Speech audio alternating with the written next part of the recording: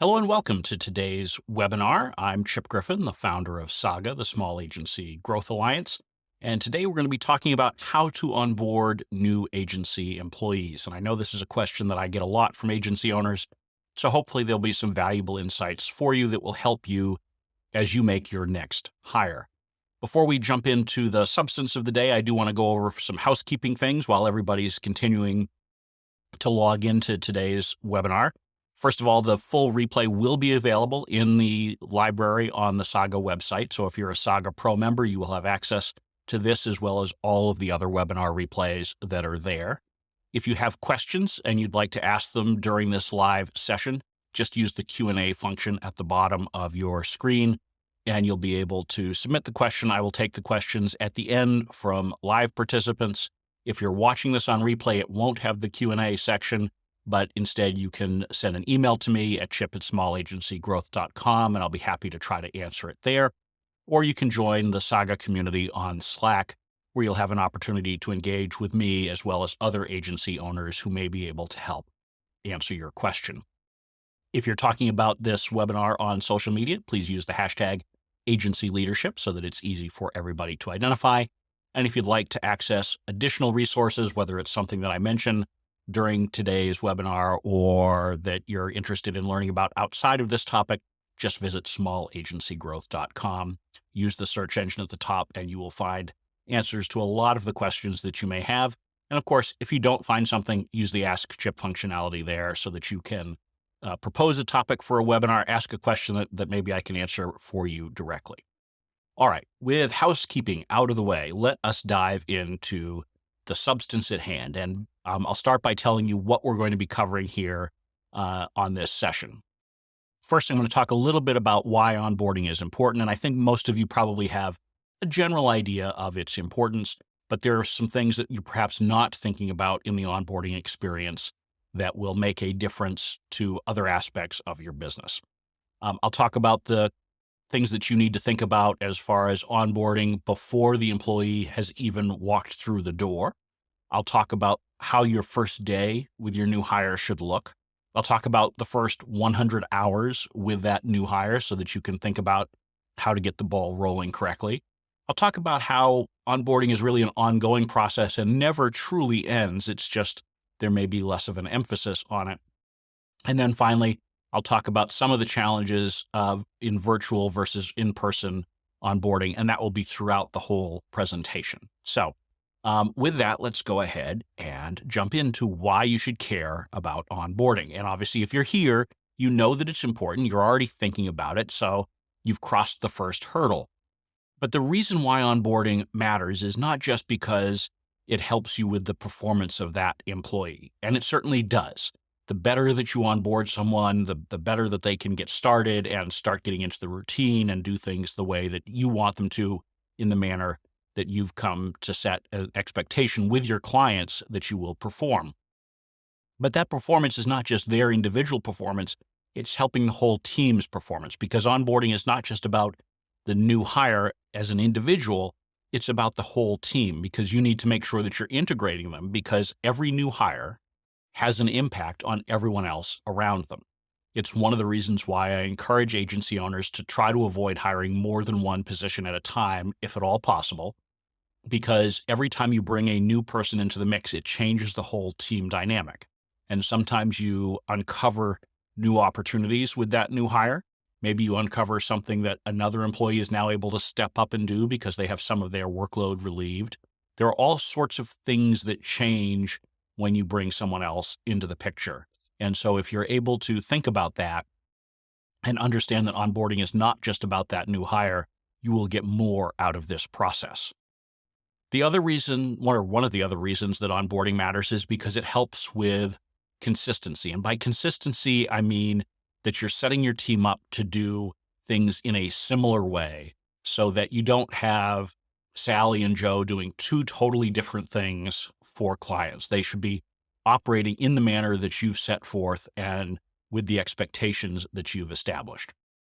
And onboarding helps to educate that new hire in that process. Of course, as part of that, you'll also be taking input from that new hire, ideally, because onboarding is also about educating you as the owner and educating their manager because every new hire is going to come in with their own experience. Even someone who's just coming fresh out of college to that role will have some additional perspective to offer and some ideas because they're a fresh set of eyes looking at our processes and looking at how we do things. And we should be learning from that and taking advantage of it. That too is part of onboarding. And the other reason that onboarding matters is because it really drives retention and satisfaction. It helps you to set the table so that the employee knows what to expect from you, from the experience of working at your agency. And if that expectation is set well during the onboarding process, they're much more likely to stick around. One of the reasons why employees will leave agencies, or frankly, other employers, is because they thought that the role was something else. Maybe they were sold something different during the hiring process. Maybe they were sold something different when they first got there. And then it became something that they were not interested in, excited about. And so you want to make sure that you're using that onboarding process to clearly and properly set those expectations, because it will lead to a much more successful experience for that hire at your agency. The other thing to keep in mind, and I mentioned that I was going to highlight some of the differences between virtual and in-person onboarding. Good onboarding is especially important if you're running a virtual agency or you have a virtual role in a hybrid type agency. You need to make sure that you're bending over backwards in those early stages to increase the amount of communication that you're doing and to do everything that you can for that hire who is not picking up things from the water cooler, to try to find ways to integrate as much of that experience as possible. If most of us think back to our pre-pandemic jobs or non-virtual jobs that we've had, where we had that opportunity to catch up with people over coffee, hang out in their offices or in their cubicles, stop by and have lunch whenever we wanted, those are all part of the experience, and they add a lot to onboarding a new hire. And so if you don't have the in-person experience to offer to that hire, you need to manufacture some of those opportunities to interact with colleagues that might be more challenging than you would otherwise do, because they don't happen naturally. And so perhaps you can do some of this through Slack, but some of it also should be through Zoom and other video conference tools. And you really want to think about that with those new hires to make sure that they are getting the full experience of working for your agency. So one of the things I always tell agency owners is that onboarding is not something that starts on day one. And oftentimes I will have an agency owner come to me and say, okay, I've got a new hire starting on Monday. How should I be doing the onboarding well? And what I'll tell them is they've already started the onboarding process. The onboarding process starts with the very first conversation, really the first interaction that you have, probably over email, with the prospective employee. How you communicate with them, what you communicate to them, the overall feel that you give them, that's all part of the onboarding experience. And so we need to be conscious of that. A lot of times we're sort of harried in the hiring process. Most small agencies are hiring when they're already understaffed and they just need a resource. Perhaps someone has left. Perhaps we just got a big new client. Whatever it is, there's a lot of pressure on us as the agency owner to do a lot of things at once. But we can't cut corners during the recruiting process. We can't cut corners because it impacts the ability to onboard effectively. And so we want to think about that. I would also add, it's important to be evaluating the new hire from the potential new hire from that perspective as well. I've never seen a new hire who has improved from the interview process to how they are as an employee. So you're also, as part of the onboarding, effectively watching them to see how they behave. Are they punctual? Do they cancel? Do they reschedule? Are they proper and professional in their email conversations with you during recruiting? All of that goes into the mix. And how you address some of those issues and how you work through them with the prospect also carries over to what they will expect of you when they are an employee. So make sure that you're not treating the hiring process different than you would treat someone who is an actual employee. In the interview process that you have, as I mentioned before, expectations are so important, because part of that onboarding process is making sure that when you're meeting with them and telling them about the new role, you shouldn't be sugarcoating it. You don't want to make it sound miserable, but you want to make sure that they understand that there are There's always things that come with any role in any business, but particularly in agencies, where there's going to be time pressure or client criticism or all of those kinds of things. Whatever the role has that may be difficult for them to handle, share it with them during the hiring process. You don't want anybody to walk in and have a surprise as an employee.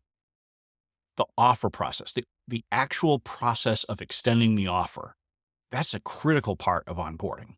So how do you do that? Are you making a phone call to them and offering verbally and then sending a proper offer letter in a timely fashion? I hope you are. That's the best way to do it. That's the way that you make sure that you are presenting everything in a very professional and organized way. And so when you're sending that message to your new hire, that's a good way to establish that you do things the right way. And if you're doing it the right way, it makes it more likely that your employees will do it the right way as well. And so once they've accepted the offer, you need to think about this transition period. How are you preparing them for day one? It's not just saying, we'd like you to start on Monday, March 3rd or whatever it is, and we'd like you to be here at a certain time. You want to be clear what's going to happen. Paint the picture for them. If you can try to provide them with paperwork in advance that they can fill out, that's even better. You want to try to really set this up so that they are hitting the ground, not necessarily running, but prepared for day one. And so how you handle this transition period between the offer letter and maybe they give notice to their existing employer and the day that they show up to work for you makes a big difference. And so make sure that you're showing yourself as organized. If there are things you need from them as part of that process, ask them for it in advance. If you have a parking situation, make sure that you're setting up the parking arrangements before day one so that they don't have to pay for parking somewhere else and figure it out. Tell them this is what we have for parking, and these are the systems that we have in place to help you out. Make sure that you have equipment ready. One of the mistakes I see often is a small agency hires a new employee for a role that they haven't had, and they're scrambling at the last second to try to find a laptop or other equipment for that individual. Make sure that you've lined up software licenses if you need them. You don't want to be doing all of that on day one or worse after day one with your team member because they're coming and you should be prepared for it. And that, again, it shows that you are organized and it will help a lot with setting the right expectation for that team member. Now, in a virtual environment, make sure that you are thinking about these things in advance. If someone needs equipment or information or something like that, and they need it for day one, if they're not in the same office as you, you can't just hand it to them. So you need to arrange for shipping, for example, for a laptop and make sure it arrives in time for their first day. There's nothing worse than being on your first day as an employee and scrambling to figure out how you can even do anything because you don't have a desk, a telephone, a laptop, whatever it is that you need to do your job effectively. So make sure that you're planning all of this before day one. But now we're getting into day one. You've told them to show up and they show up, and how do you handle that? So the first thing that you need to think about is what time do they start? And it's very tempting, and I see most employers tell the new hire to start to come in at the same time that everybody else does. I would strongly encourage that you have new hires start an hour or so after the normal start time. That's a good way to make sure that everybody's there and organized. I can tell you that I had one role that I showed up for early in my career, and I got there before my boss at the time on my first day, and they didn't know what to do with me. And so it caused a lot of confusion. You don't want the new hire to experience that. You want them to come into an environment where everybody is already ready. If, again, they're virtual, you want to make sure that you've had time to prepare for your day and you're not sitting there scrambling and trying to respond to overnight emails or other things that you may have to do at the beginning of the day. Make sure that whenever they show up, you and the rest of the team are ready for it. So schedule that first day start time, not necessarily for your opening time for your agency, but the time that works best to start the onboarding process. And you want to make sure that you have a good welcome in place. Maybe this includes some swag if you've got logo gear or something like that, or coffee cups. Make sure that you have a nice little welcome kit for them. Make sure that you have that equipment that you've pre-prepared for. Make sure that you've got a space for them if you've got a physical office. Make sure it's all set up and ready. Don't have junk left over from the previous hire. Make sure that the desk is nice and clean and polished and all that. Make sure that you are making that first experience as welcoming as possible. Make sure that whoever is the first person they're likely to see knows that they're showing up. I've seen many cases where maybe the owner knows that the new hire is starting at a certain time, but they haven't communicated it effectively to the rest of the team.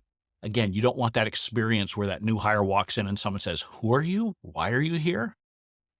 Communicate with your team. Make sure that they understand that a new hire is starting, and introduce that employee by email in advance. Say, Sally Smith is joining, and here's Sally's background. We're looking forward to having her. This is the role that she will have.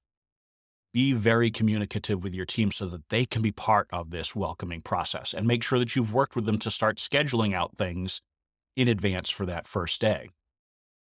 You want to make sure that part of that welcoming process is introducing them to the culture of the agency. And that means perhaps taking them out to lunch, or perhaps after work drinks or something like that. I'll add an asterisk to that. If you're doing something or planning to do something with your new hire after work, communicate that to them and the rest of the team in advance, so you don't have a situation where you say, "Oh yeah, usually we go to the pub next door with our new hires," only to find out that they have a prior commitment that evening, or that half of your team already has a prior commitment and so can't do that. So think about those things and make sure that you're preparing for that, because that all leads to the experience and that first impression they have of the entire team. Hopefully you've shared, as I mentioned before, some of the paperwork in advance, but whatever you haven't shared in advance, whatever you do need to process that day, make sure that it's organized. Have it all filled out as possible. If you've got information already, fill it out for them. Don't force them to sit down and put down a lot of information on paper or type it in on the computer if you've already got it and it's right there and accessible. You want to make sure that this is going smoothly. Have a copy of the handbook so that they can have it there to review, or share it digitally with them. However you're sharing it, make sure that they have access to it right away. All of that goes to the feeling of how organized you are and how well you are preparing them for what they have to do. But now that we've dealt with sort of the big picture and bureaucratic stuff, now we need to think about the actual role that they're filling and how do we get them ready for that. Part of that is with orientation. And we need to think about this sort of like when you would have orientation, perhaps if you went to college or something like that. You need to explain where everything is. And so you should have someone who is a guide for this new hire. And that may not be you as the owner. It may be someone else. And you want them to point out where all the, where's the coffee maker? What are the local lunch places like? What are the resources that you have available? Do you have an intranet or other kind of online resource? Introduce them to Slack and how you use it.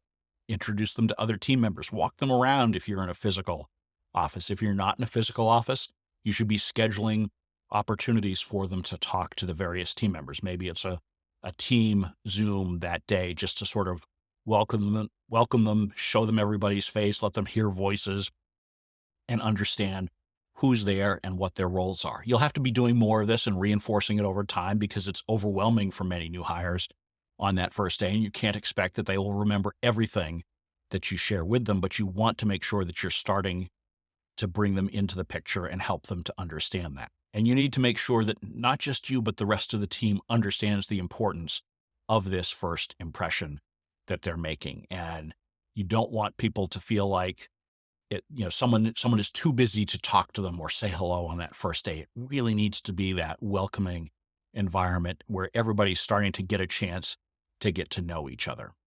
And I think the more of that you do on this first day, the better you're positioning yourself for what comes next, which is the first 100 hours.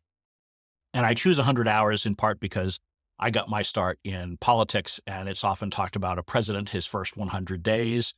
But it's really, for me, it's 100 hours. It's that first 2 or 3 weeks for a new hire that is, I don't want to say make or break, but it certainly makes a big difference. And in those first couple of weeks, you want to have an opportunity for that new hire to do a combination of learning and doing.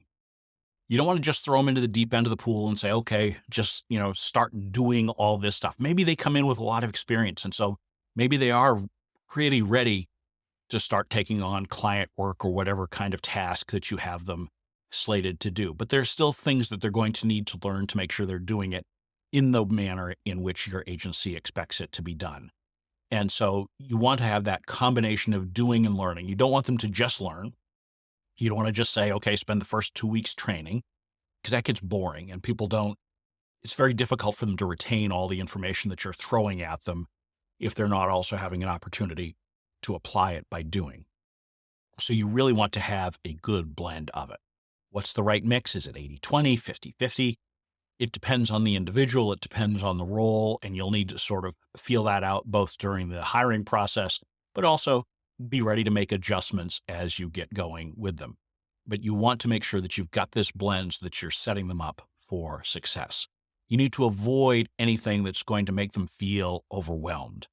And so you want to introduce them to things at the right pace.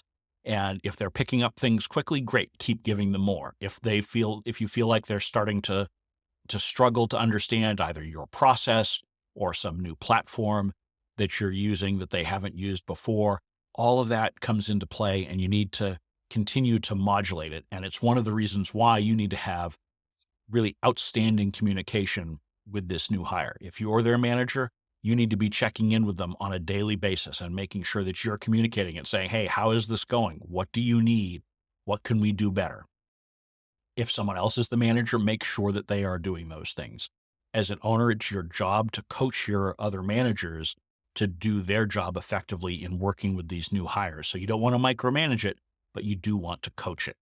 And you want to make sure that you're having that opportunity to make those adjustments to that new hire's workload so that they are coming along at a good pace and starting to really understand the way that you do things and can start delivering the results that you're looking for, whether that's on client service or behind the scenes work or business development or whatever the role may be.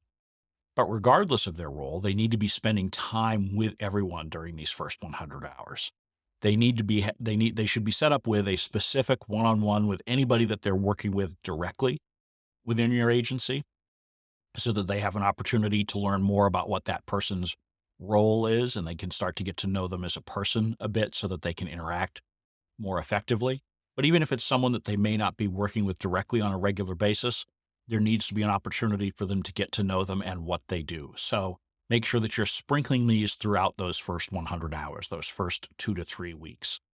You don't want to necessarily batch them all up and have them, meet with 6 people in one day and really just kind of throw all that information at them, but spread it out and have them do a one-on-one each day, for example, where they'll have an opportunity to start building those relationships and building that understanding of how the agency works and what it does. Make sure that you're sharing in that process what they need to know to do their job well. You need to be communicating to them about who your clients are, what kind of work that you're doing for them, how they fit into that picture, and why the work that they're doing makes a difference. You need to make sure that you've got processes in place so that you don't just say, go take that hill, but you can say, go take that hill and here's how we typically do it. If you've got someone who is coming into place and they're replacing someone who may have left, you want to try to, if at all possible, have their predecessor document their processes very clearly in advance. And you should have processes documented generally, but there are always opportunities to document more specifically, particularly during a transition period, and flagging anything in that process that is particularly timely and important. For example, if you've got a client who you're in the middle of working on a big event that's coming up next month, make sure that you're identifying the specific key outstanding tasks that are in that process that the new hire may be responsible for or may be contributing to getting done well. So the more documentation that you have, the better. At the same time, again, make sure that you're asking for feedback because they may have ideas on how you can improve the process. They may have questions about the process because some knowledge was assumed when the process was documented and nobody noticed that someone who had not previously worked at the agency might not know what that gap is in the assumed knowledge. And so you want to make sure that you're factoring that in. And if there's good feedback or good questions that need to be answered, maybe you update your process so that it includes that so that the next person who takes on that responsibility we'll have better documentation to work with. But you also want to have this new hire have the opportunity to see what's going on. And so that may mean having them sit in on client meetings, even if they're not directly participating. It might have them sit in on other meetings that you have internally because it helps build their knowledge of how it works. If it's something where they're going to be participating directly with the client, give them an opportunity to observe first before you throw them in and start making them actually interact with the client. Even if it's just one call to observe, that helps a lot so that they can get to know who the players are on the client side, how they conduct the meetings and those kinds of things. And so that process of observing can be really helpful. And I know in a lot of small agencies, it's a challenge to do this because a lot of times when you're hiring, and particularly if it's a replacement, you may not have a lot of backups. And maybe that new hire is the only person who would typically be in that client conversation. You may need to sit in on another manager, a colleague may need to sit in on some of those early meetings to make sure that it's a smooth transition. You don't want to have a new hire who is forced to, make policy, if you will, for the agency before they are ready. And so you want to have someone in there who can help guide them and help that new hire take on as much as possible in those first 100 hours, a more observational role rather than a role of responsibility, particularly when it's client facing. And then finally, in those first 100 hours, you need to be incredibly supportive. And not just you, the rest of the team. You need to be there and ready to answer questions. And if a new hire gets stuck on something, make sure that you're being extra responsive and getting them the information that they need, the resource that they need, the decision that they need. All of that will help a lot in setting the tone for that new hire, that you are there for them in addition to asking them to work for you and to produce results for your clients. So really focus on those first 100 hours as your opportunity to get things headed in the right direction. If you get too far off track, is it possible to still recover? Absolutely. But it's a whole lot easier if you get those first couple of weeks correct. So now as we think about onboarding on an ongoing basis, how should we be thinking about that? Because this is not as natural for most people to think of onboarding as something that, frankly, most people think about it as just the first week or so. I've already taken you now into the 2 to 3 week time frame, but what happens after that? So as we go beyond that and we think about onboarding as an ongoing process, the first thing that we need to remember is that as leaders, as managers within our agencies, we all need to lead by example. And so part of the concept of onboarding is that people who do not understand the system or do not know all the players, they will look at others to see how they're behaving, what they're doing, how they're speaking, how they're communicating via email, how they conduct Zooms. All of that goes into the overall experience that tells them this is how I should behave within this agency. And that's a critical part of the ongoing onboarding. But anyone who listens to me regularly knows that I think the most important thing for any agency employee, and it's part of the ongoing onboarding, but it's just part of general performance, and it's part of the overall health of the agency as well, which is to have without fail, a weekly one-on-one with every one of your direct reports. And so if you've got a new hire, make sure that you're starting right out of the gate with weekly one-on-ones with them. And I don't care if you've been talking to them every day anyway, because you should be doing those daily check-ins in those first 100 hours that we talked about.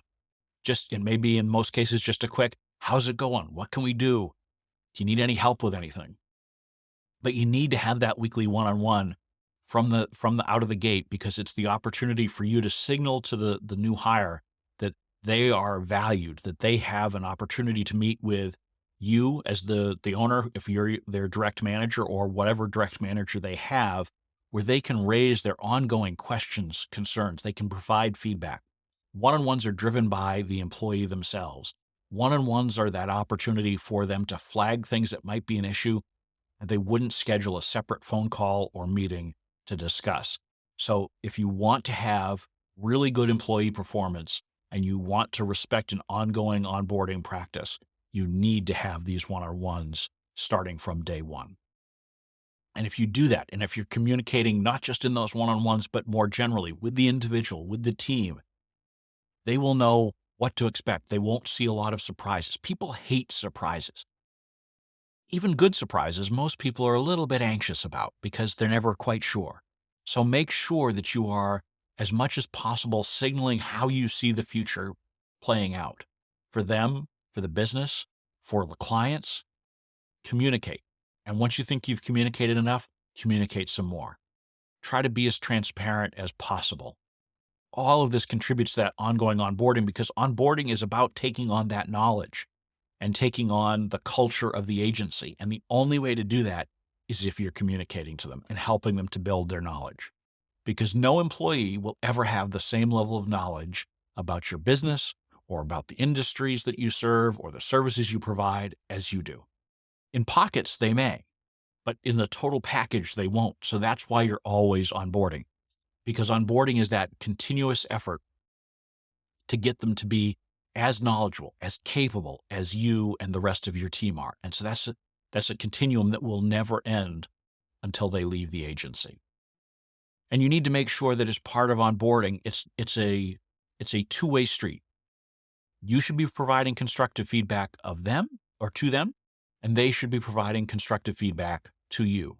We all have room to grow as leaders, as owners, as managers. Our team always has opportunities to grow in their performance. And the more that we're able to honestly share with each other how we can improve, the better the results will be for everybody. Excuse me. But it also gives us an opportunity to continue to identify ways that we can grow the business. We can grow the business through different kinds of service, through new hires, through different kinds of clients that we might pursue. And so this mutual process of sharing feedback can be very beneficial. So I would encourage you to be doing that. And you really, again, going back to the virtual versus in person, if you're doing things virtually, you really need to focus on that even more, because those are the kinds of things that again, typically happen through those casual conversations. And so you need to find ways, whether it's through the one-on-one or other opportunities, to have that chance to be sharing things, to make sure that your new hires, even when they're a new hire and they've been there for 6 months, 9 months, 12 months, that they have the opportunity to share with other team members. And so that information will start to percolate throughout. So make sure that you're taking advantage of every opportunity to communicate, to get and give feedback, and to really bring in those new hires as part of your team. So as we tie things up with a bow here, the important things for you to take away from this onboarding conversation before we move to Q&A is that you need to be thinking about onboarding from the very first interaction that you have with a prospective hire. And then you need to work on that continuum throughout and focus on communication, focus on giving a good mix of information and learning and doing for that new hire so that they feel like they're becoming part of the team. They have an exciting role. They feel like it's interesting and challenging, but not overwhelming. And as you do more of that with the individual and you work to tailor it to that individual's needs and style, you will be in a much better place to ensure that you're getting the results for the agency and for its clients, that you'll be having the best odds to retain that employee over time, and that you will also be building a culture that can translate to other new hires as they come down the road. So hopefully this gives you some good perspective on the onboarding process and some insights on the kinds of things that you should be looking at as you bring a new hire into the fold. And so with that, that will end the prepared presentation portion of the webinar. So this is where the replay itself will end, but we'll move on to the Q&A for those of you who are participating live. If you have a question, feel free to use the Q&A function on Zoom to do that. And if you are watching this on replay and would like to ask a question, just email chip@smallagencygrowth.com. Of course, if you're here live and you have a question you'd like to ask, but you don't want it to be shared with the group, you can also email me and I will try to answer that in a timely fashion as well. So again, thank you for all of you who are watching on replay. This concludes the replay. And in a moment, we will start with the Q&A.